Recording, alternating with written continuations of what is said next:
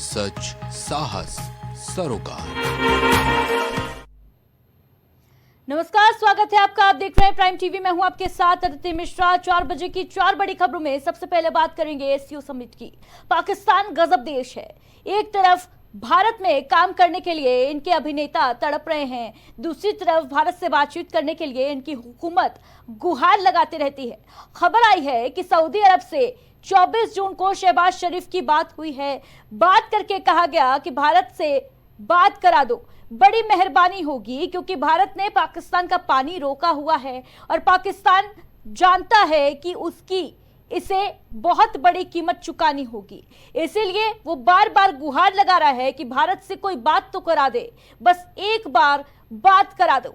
इस युद्ध में पाकिस्तान की चीन ने खूब मदद की थी और अब यही सच पाकिस्तान के रक्षा मंत्री ख्वाजा आसिफ ने स्वीकार कर लिया है।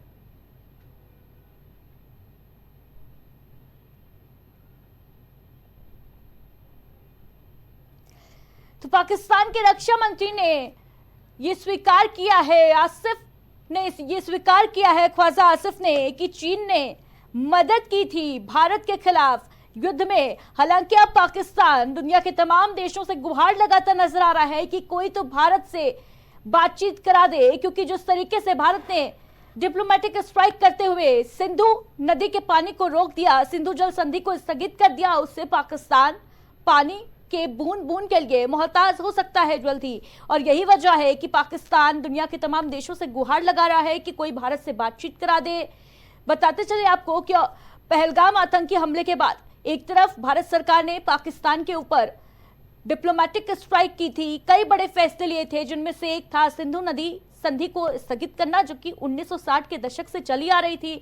वहीं दूसरी तरफ ऑपरेशन सिंदूर, जिसमें भारत ने पाकिस्तान के अंदर घुसकर पाकिस्तान में बैठे आतंकियों के आतंकी अड्डों को नेस्तनाबूद किया था। 9 आतंकी ठिकानों को मिट्टी में मिला दिया था भारत ने, और उसके बाद पाकिस्तान बौखला गया। बिलबलाते हुए पाकिस्तान ने कई गीदड़ भपकियां भी दी बार भारत को। लेकिन अब तस्वीरें देखिए किस तरीके से ख्वाजा आसिफ, पाकिस्तान के रक्षा मंत्री, जहां एक तरफ ये स्वीकार कर रहे हैं कि चीन ने हमारी मदद की थी सैन्य कार्रवाई में, वहीं दूसरी तरफ ये भी कहते नजर आ रहे हैं। सऊदी अरब से खबर आ रही है कि बातचीत की पाकिस्तान ने, और ये कहा है, सऊदी अरब से ये गुहार लगाई है कि भाई भारत से बात करवा दो हमारी।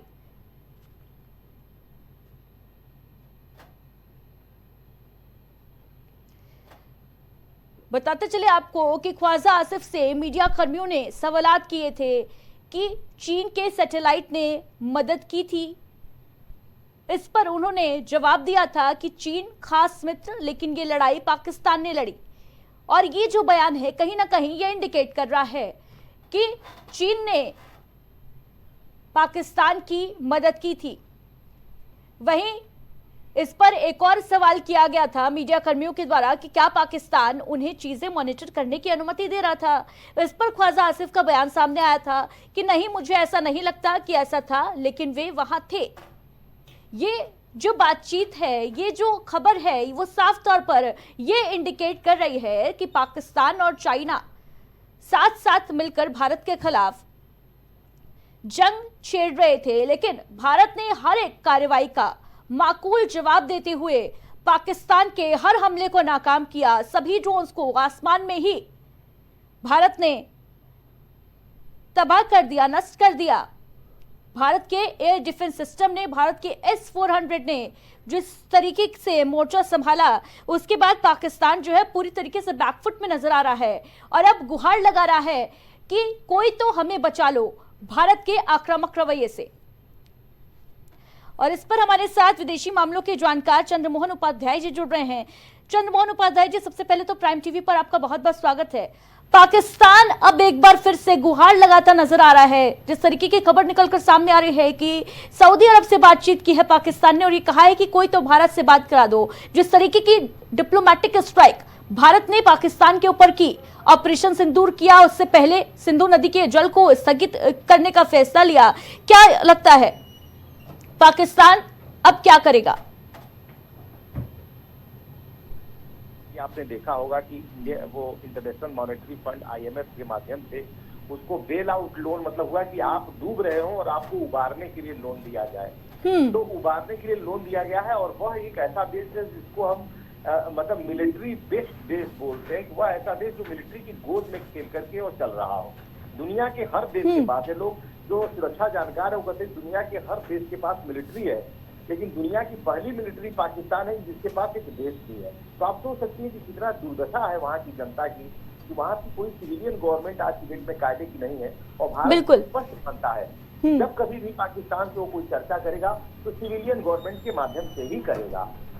अगर आप चीन और पाकिस्तान की जो बात कर रहे हैं, अगर इस पर आप हम अपना विचार व्यक्त करें तो मैं आपको थोड़ा सा याद दिलाना चाहूंगा कि जो सीपीईसी यानी चाइना पाकिस्तान इकोनॉमिक जो कॉरिडोर बना था वो 20 अप्रैल 2015 को इस संधि पर दस्तखत हुई थी। तो चाइना की बेल्ट एंड रोड इनिशिएटिव इस तरफ देखा जाए तो बाल्टिस्तान, गिलगिट और जो पीओके का हिस्सा है ये वास्तव में पाकिस्तान ने चाइना को सरेंडर कर दिया है इस तरह से देखा जाए, और जिसका उसे कोई अधिकार नहीं, क्योंकि सारी की सारी भूमि भारत की है। दूसरी बात कि भारत ने बहुत अच्छा काम किया कि वो पूरी दुनिया के सामने उजागर करने की कोशिश की कि पूरे के पूरे आतंकवादी हमले के पीछे पाकिस्तान है।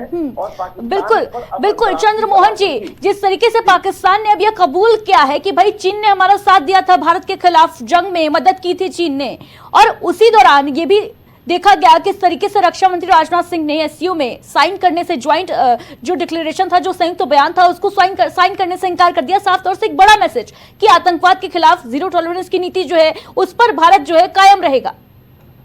जी जी, देखिए बहुत अच्छा है, लेकिन हमें इस बात से थोड़ा सा चिंतित भी होना चाहिए कि किस तरह भारत जैसे एक बहुत ही शांतिप्रिय, आर्थिक रूप से विकासशील और साथ में एक बहुत ही ताकतवर मिलिट्री के रूप से देखा जाए तो भारत एक बहुत ताकतवर देश है, उस देश के खिलाफ लगातार पाकिस्तान और चाइना साजिश कर रहे हैं। और यही जो आपने देखा संघाई कोऑपरेशन की जो बैठक हुई है वहां पर भी ये साजिश सामने आई कि पहलगांव हमले का जिक्र तक नहीं था, और भारत के रक्षा मंत्री ने अच्छा किया कि उन्होंने उस पर दस्तखत नहीं किया।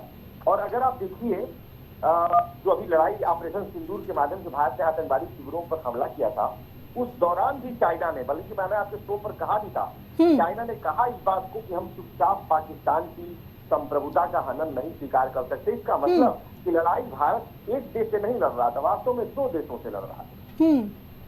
जी बिल्कुल, हमारे साथ जुड़ने के लिए बहुत बहुत शुक्रिया आपका चंद्रमोहन जी। Thank you.